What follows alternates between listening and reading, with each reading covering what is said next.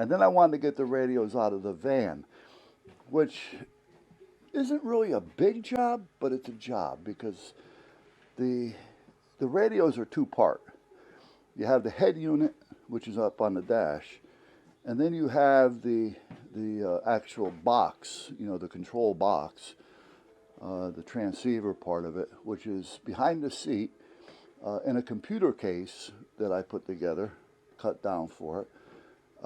And the cables, therefore, are running all up and down and around and through the van of the dash. So that's where I'm at with that. My main concern is basically just thinking about getting the radios out. I'd like to get everything out so I can hook them up in here and use them. But even if I get the radio out and the head unit out and leave the cables there for now, at least I can get them here, bolted up, hooked up, and I don't have to worry about that crap being in the van anymore. And I'm just going to leave the ICOM because I have one of those in the van right there. So that's where I'm at, guys. So other than that, that's about it. I'm going to try, oh, and these came in. I made one cable up with these. I have some of these. I don't know if I have the right ones. So I ordered, I think there's 30 of them in here. Yeah, 30 of them. They're 45s. They're for Cat 7, double shielded. So at that point, it should be okay. Because I've got a wire. I got a Cat 7 double shielded direct bury, yada yada yada yada, which is probably no better than a Cat 6. But I got a big roll of it right there that's connected back here, but I don't need all that. And I need to put a switch up over that door, up there, going into the front area I just put on. The cable runs right over that door. So what I want to do is I want to cut the cable, put a 45 on each end of it, run it through the switch, not a click-click switch, because you're not supposed to do that with these things. That's a switch, and that you can do. So I want to put something like, here it is right here. I want to put that over the door.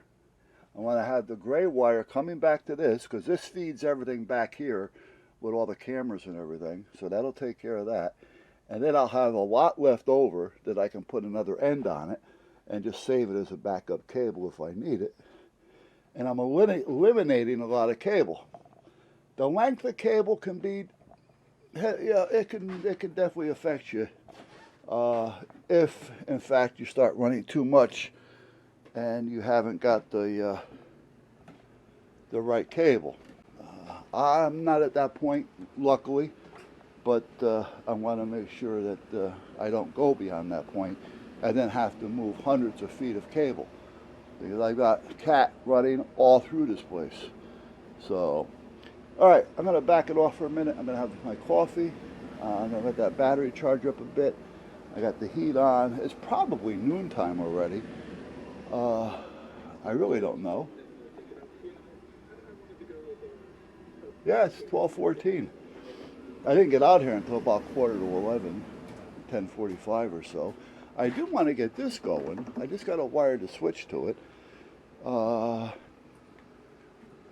there was something else that I wanted to show you real quick that now I just forgot about on my way back here. Yeah, I got that going. I can turn this heat off back here. I don't need that on now.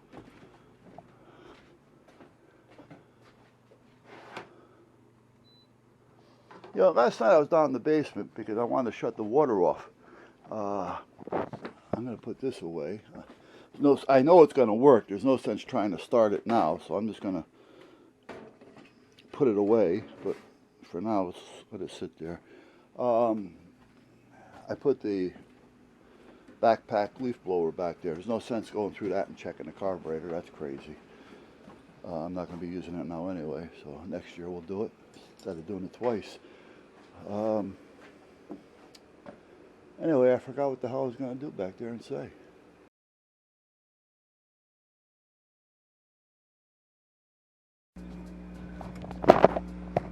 Alright, now, guys, I know I've been slamming you guys with a lot of videos, and I don't expect you to watch them all. So, I understand. I understand.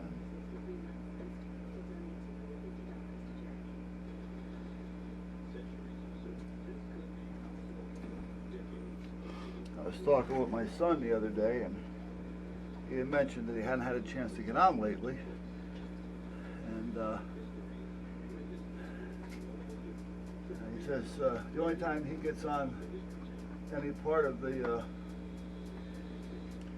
YouTube stuff is if he wants to check something out, but he doesn't leave comments. He's not even a user, the way I understand it.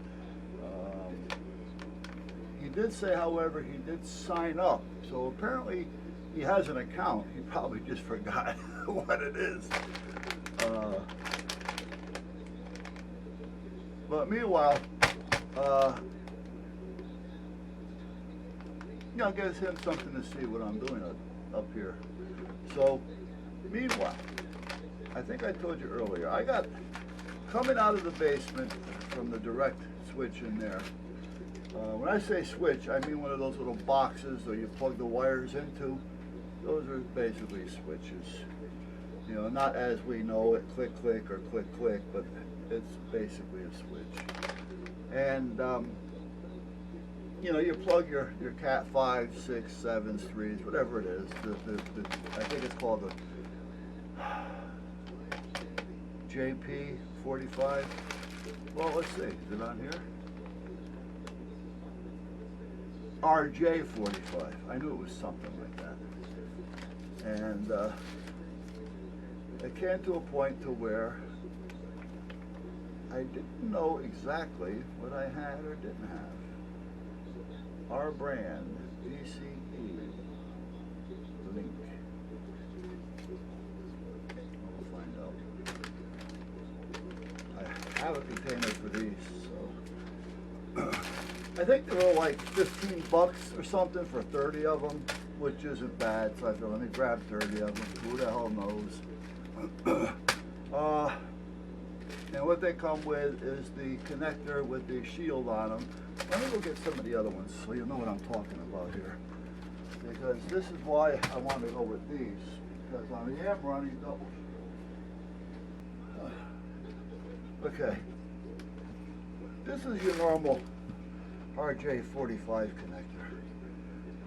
Now you push the wires in, you crimp them down with the crimp tool, and then you plug this into your modem or wherever it is you're plugging it into, and that's what it is. Well, I'm running Cat 7. Cat 6, Cat 7 are really close. You don't have to go crazy. However, I was going to be burying my Cat 7. So because of that, I wanted to go with a direct bury, meaning the casing is equipped to handle being underground by itself. And also I went with double shielded. Now double shielded means that the cable itself has a shield and every twisted pair has a shield. So you kind of got that going. Well, if I was to use one of these, I'm really not doing much with that double shield or any shield because there's really no connection here for it. If I connect the outer shield, the little inner shields will automatically connect because they're connected within. So I decided I wanted to get something that was at least a shielded RJ45 connector, and that's what we have. So the difference is it does have this metal piece around it. This here will come up over the wire and crimp onto the shield as well as the wire, giving me a better secure. And then I just take it and put my little cap on it, and then I just plug it in, Now these come with caps too, but for most part, that's what I wanted, and that's why I did what I did at this point. And these also have little, I guess you can call them followers. They're guides. Kind of give you an idea what I'm talking about here. It kind of helps you, especially if you're kind of new at it, which I am. These connectors, I think I did 2 of them my whole life. these have these little guides in them. Basically, when you push it in here, the wires, you make sure they're flat and in the order in which you need them to be in. And when you push them in, they kind of, you got to watch them, but they kind of go where they're supposed to go. Well, before you push it in, you put this on, and these kind of keep those wires in position for you to help guide you into where they need to be. So these are a good thing to have. Now, looking at these,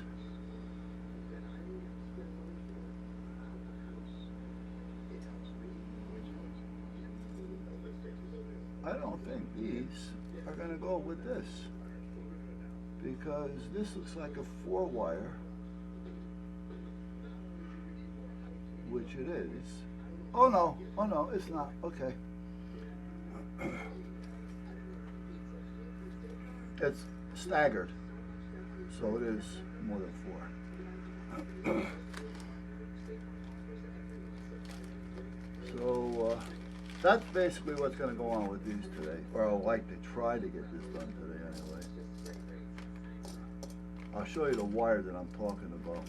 It's right over here. And I'll show you the switch that I'm talking about, because switches make a difference as well. You want to make sure that you have a good switch. You can buy cheap ones. You can buy ones that are slow, depending on what you need it for, I guess. You know, there's no sense wasting money if you're not going to use it. But on the other side of the coin, hello, you don't want to waste it by not buying what you need to start with. I'm going to unplug you, which means it's going to turn off for a second. All right, so if you look up here, we got this gray wire. Let's see if the light will even come on over here. No, not really. This is a gray wire. It's real thick. It's thicker than, here's a white one. That's a Cat 7. No, this is a Cat 6. These are the ends I'm talking about. And but you can tell it's got a heavier case because it's made to be buried. Then it's got the double shield, which adds a little bit more to it. Here's another Cat. Oh no, that's a cable connector. So anyway, this wire here goes over the door, down, out, into a piece of 2-inch PVC pipe, and down underground to the house.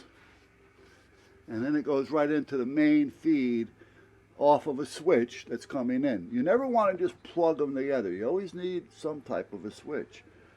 You know, it's not like a phone line where you can buy those little adapters to where you plug the extension in one end, you plug it in the other end, and now you just made the wire longer. You can't do that with your networking system. Now they do have the smaller switches. Here's a small one. This is a 4-banger. And I got a 6 or an 8 back here. Now this one I'm going to drop down because I don't need this one back here.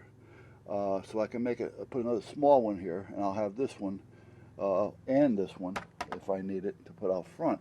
Now there's a difference between them. They're rated in the gigs or the megs or whatever it is they rate them in.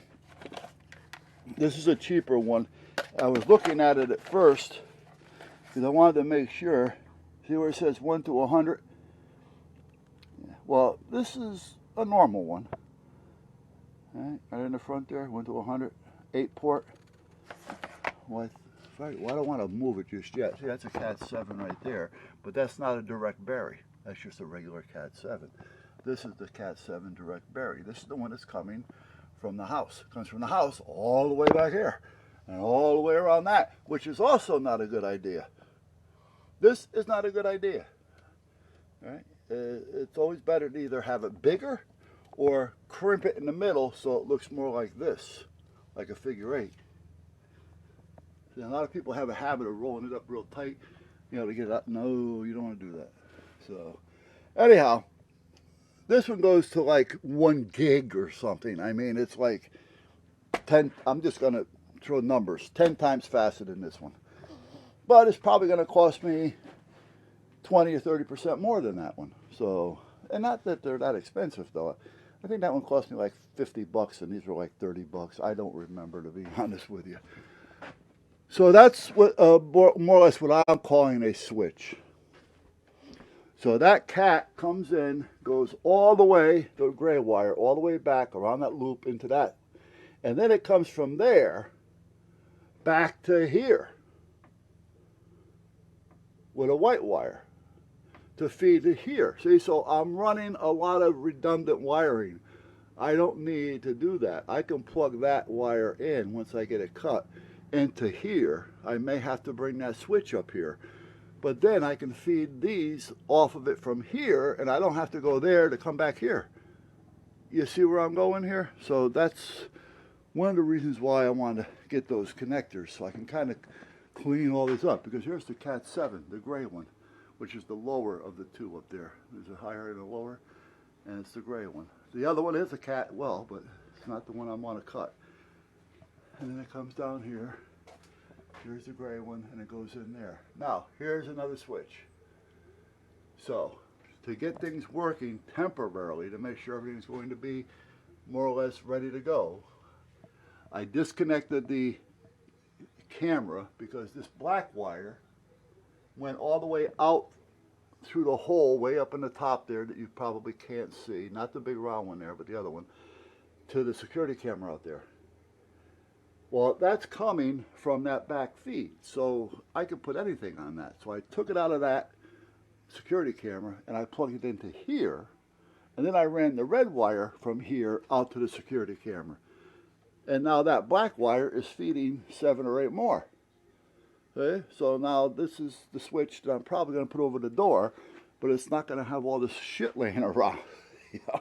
So, excuse my language, but crap. And that's what I'm looking to basically do at this point.